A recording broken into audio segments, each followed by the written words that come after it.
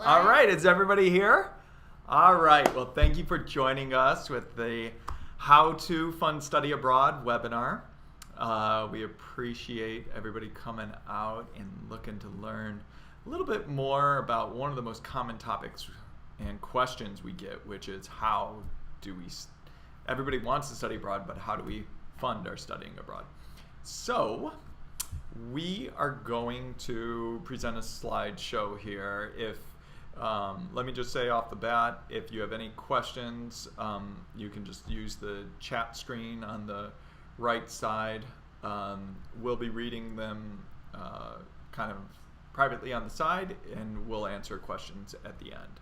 So, without further ado, we are going to put the presentation up now. All right. And actually, before we begin, my name's John Benander with Athena Study Abroad. Been with Athena for many years, since we started back in 2005. And this is... I'm Cassandra. I am the outreach coordinator. I've been here for 5 months. If you are at a university, I will be seeing you very soon in the fall. Yes. All right. Let's get started. Here we go. So this is just a brief overview. We'll be going over budgeting for study abroad, financial aid, grants, scholarships, PayPal, payments, just anything to do with how you can finance your time once you're overseas. So I wanted to start off by talking about one of our past students. She was an amazing student, is still an amazing person, even though she isn't studying with us. Bethany was a student who is like many students. She wanted to study abroad, but she didn't have much money of her own. Plus, her family didn't have much money. She was paying for her own school. So what did she do? Well, Bethany, she did not study abroad once. She did not study abroad twice, but Bethany studied abroad 3 times. How did she do this? Well, she was very resourceful and very creative. She knew, okay, if I don't have the money right now, how am I going to get this? She had a pretty straightforward goal each time that she went. So the first time she studied abroad with us, she went to Japan. And she thought, okay, if I don't have enough funds, my family doesn't have enough funds, maybe the people we know would be happy to help chip in for the holidays. Rather than buying me Christmas presents, just contribute money to my study abroad fund. So she went to first her family and relatives and said, okay, this is what I really want to do. Can you help chip in that way? So she started accruing. They obviously didn't have all of the money for the study abroad experience at that point. So she then went to other avenues. Some of them were, one of the avenues was that she went to local heritage organizations. And there was a Japanese heritage organization that realized that she let them know she wanted to study abroad in Japan. They were excited that someone wanted to go to their country, and so they were able to chip in a scholarship. Even though they hadn't outlined a scholarship, she just asked, and they were willing to give. There was a Rotary Club that she also asked, and she was able to get scholarships. Plus, she asked us at Athena, and we were able to give her scholarships. She did this not once, not twice, but 3 different times. She was able to gather up the money for these experiences. She actually wrote an incredible blog, which is 6 tips for study abroad scholarships. She was able to share her experiences. We will share this slide with everyone as well after the webinar, which are the 6 tips for study abroad scholarships for her. Why do I tell you this story? Well, obviously because it's a good example of tips for other students who are in her shoes, but it also illustrates that money is usually the first excuse that we use when we think, well, I want to study abroad, but I can't because I don't have any money. But really, it's the will to study abroad that usually stops us. When someone has the will and desire to study abroad, there's no stopping them. And Bethany is a perfect example of this. Awesome. So one of the biggest things you're going to want to do once you're trying to finance your time abroad is to budget. And to keep note, the main program fee does not include flight usually, living expenses, or meals. Unless you're doing a homestay, you typically get 2 meals at the homestay. So those are the things that are not included on our main fees. So you want to make sure you plan for these and make sure ahead of time that you'll have enough funds. We actually have a great resource that we have that's in our pre-departure information that can give you an outline of where in Europe and Asia and South America, how much you should budget each month. Roughly, you should be budgeting like $1,000 per month. It depends on your spending habits. We have like 3 different tiers, but $1,000 should really cover and be more than enough for you. And it varies in different countries, but usually $1,000 is a good starting point of how much you're going to spend on food, things on the weekends, souvenirs. So that's a really good thing to keep in mind as well. Yeah, so let's move on to financial aid. So many students will come to us and say, I want to study abroad. Then they look at the price. They say, well, I'm already paying for college and I can't afford to study abroad on top of that. Well, one of the cool things about studying abroad is many schools will have it so that you don't actually pay your current school's tuition. What you do is you pay the study abroad program instead of the your school tuition. And what you can do is use your financial aid that you'd normally pay your school. That would help cover your study abroad experience. So in general, federal funds and state funds will travel with you. So you'll be able to take those. Those are, a lot of times if you have Stafford loans or Pell Grants, those are the types of things that will travel with you. Again, this is not a rule across the board. Every school has the right to spread the financial aid the way they determine. So do talk with your financial aid office to discuss the different options. Also, there's a third type of aid beyond federal and state aid, and that's what is referred to as institutional aid. These would be the scholarships that your particular institution has given you, your particular college or university. These would be if you had a baseball scholarship or an academic scholarship specific to your school. Sometimes those go, sometimes they don't. You just need to ask your financial aid office to see what will work. Also, feel free to ask us at Athena. We have a lot of schools that we work with, we're close partners with, and we understand the financial aid policies of your school. So feel free to ask myself, John, or Cassandra when you're working on your application. And I'm not sure where all of you guys go to right now for university, but we might have an affiliate discount with your university. This just means that you get an automatic $500 off a semester or $200 off a short term, which is our summer, January, May semester terms, 3 weeks or more. And you automatically get that grant if we're an affiliate with your school. So that's a good chunk of change that you already get off just because you're going through Athena and you are going with the school. So definitely ask us after if you're an affiliate, because I know a lot of your schools are all different, and we can definitely see if you guys will get that grant.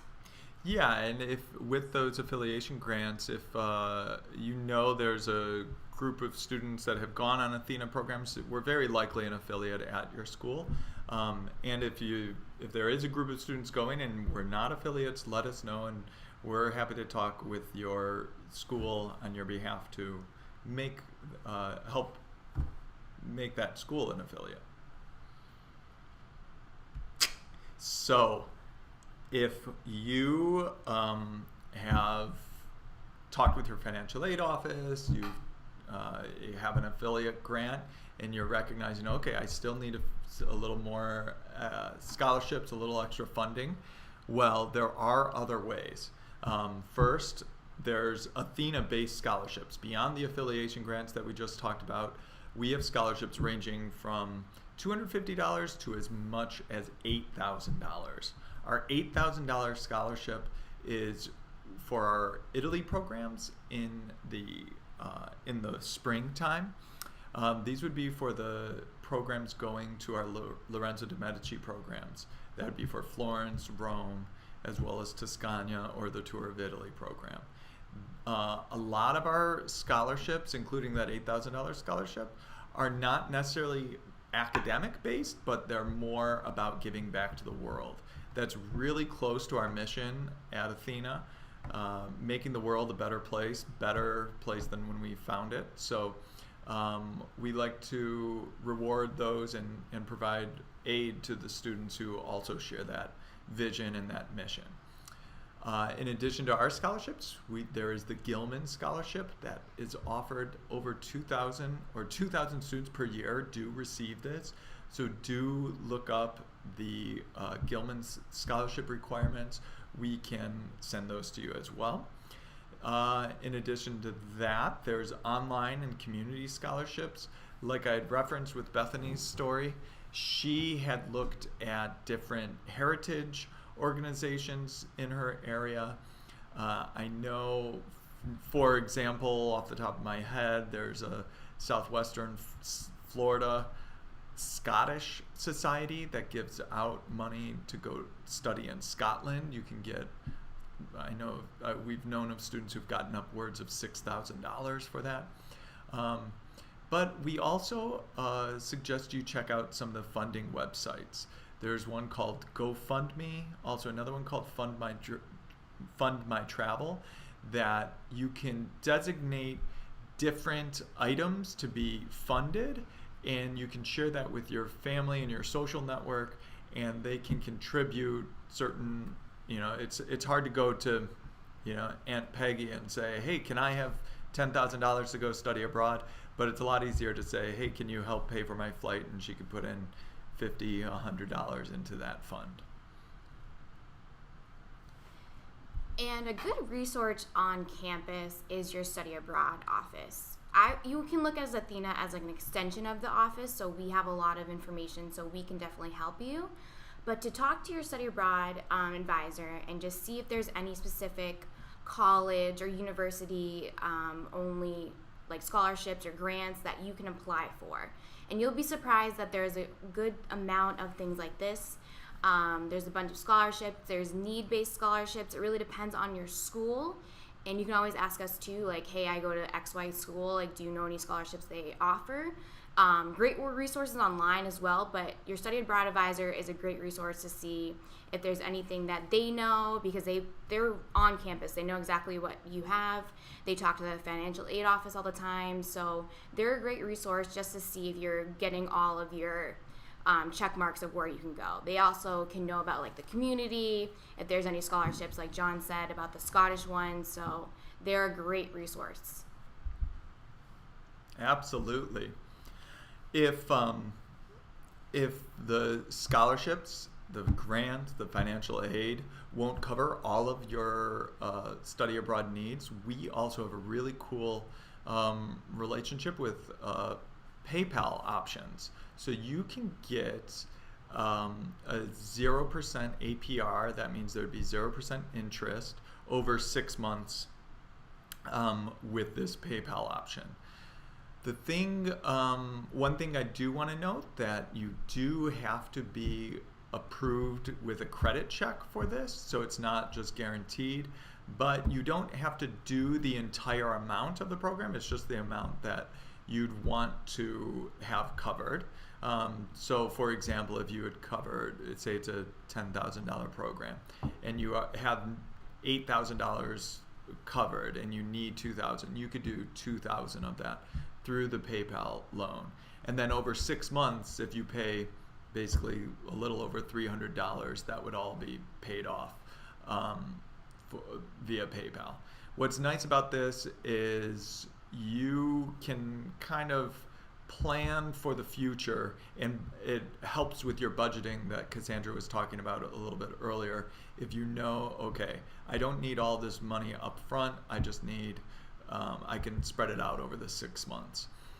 You do, if you needed 12 months, you can do 0% at 6 months, and then the remainder of that would be at a higher interest rate of whatever PayPal determines.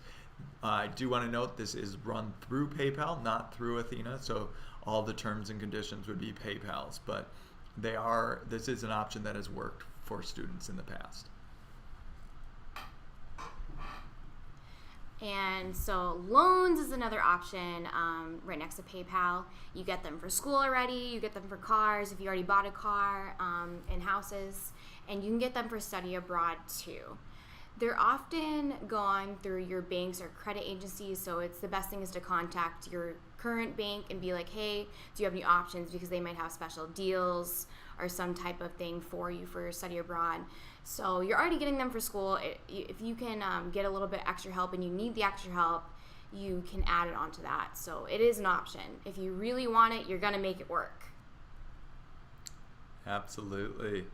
Another option are payment plans. You can ask. I always say there's no harm in asking. This is not a study abroad tip so much as it is a life tip. If you ever want something, just ask. You'll sometimes be surprised at the response. So one of the things, to give a real world example, we had a student just recently call and say, I'm sorry, I cannot study abroad. And when we asked, what's the issue? Well, I'm short, I believe she was short about $1,000 with her budgeting. And she said, I couldn't get a loan, and this is the remaining amount. And we said, well, you know what, why don't we just set up a payment plan for that extra amount? You can pay what you can up front, and then let's set up the rest through an extended payment plan. That the student was thrilled, shocked, and over the moon, and it was really something it's really close to what we do at Athena. We want to make sure that money is not the reason you don't go abroad. So always ask if there are creative ways that you can make it work. That's really why we started Athena, to help students experience the world, and it's what we can figure out the money along the way. So many times payment plans can be set up. This is especially helpful when you don't have that money just right in hand. And this goes in line also with keeping an open line of communication with your advisor, with your study abroad advisor on the Athena team, but also at your office. If it's a partner university of ours, we like to let them know that we want to work with all potential students to see what can be done. We're happy to get creative with things. And another option, obviously, is to save up, is to get a job during summer, during school, on or off campus. And if you're like me, one of your biggest dreams has been to travel. And you will do whatever you can to make it work. I got my first job ever just so I could go abroad in high school. I was like, okay, I'll get a job just so I can pay for that experience. And that was me also in college when I went twice to Germany. I worked so I could travel. And I think that's my philosophy in life. I work to travel. And if you're like that and your dream is to go to Italy and have pasta and that's all you want to do your life, get a job, do your 9 to 5 in the summer, just grind a little bit so you actually can have the best time of your life and have the stories forever. And same with birthday, Christmases, special occasions. Save that money. Don't spend it on stupid things during the summer. I mean, fun things during the summer. Just remember, hey, I'm actually going to have a great time in a couple months. I can not buy that new car and that new jacket. So, and budgeting is your friend. So make sure you're putting away money for this, and so you can have the experience very soon. Yeah, that's extremely important. We've had students come up to us about 2 years and thinking, you know what, I'm going to study abroad in a couple of years, and then the next month they say, you know what, I can't go because I don't have the money. And you know, if it's a couple of years in advance, it's incredible how much you can save up over a month, let alone 2 years. So don't sell yourself short. If you have a goal, there's ways to piece together, you know, part-time jobs, or, you know, again, solicit birthday money or Christmas money or whatever, special occasions. Yeah, great points. So all of this, we want to mention, adds up. There's usually not just one avenue that a student takes in order to pay for their study abroad experience. A lot of this is multiple solutions coming together. So, for example, if you have a $15,000 semester program that's listed, the financial aid could cover $10,000. The scholarships could cover $2,000. GoFundMe could cover $2,000. The loans could cover $1,000. So there you'd be at $15,000. But then also keep in mind you're going to need travel expenses, since most experiences don't include flight or kind of personal expenses while you're abroad. So you're going to want a little bit extra money. So you're going to want to save up, say in this example, $4,000. So the total would be $19,000, not $1,900 as it says there, but $15,000 for the program, $4,000 for the travel expenses. So, yeah. Anyway, we want to make sure that you understand the breadth of all of the options that you do have. So, are there any questions? We noticed one come in here.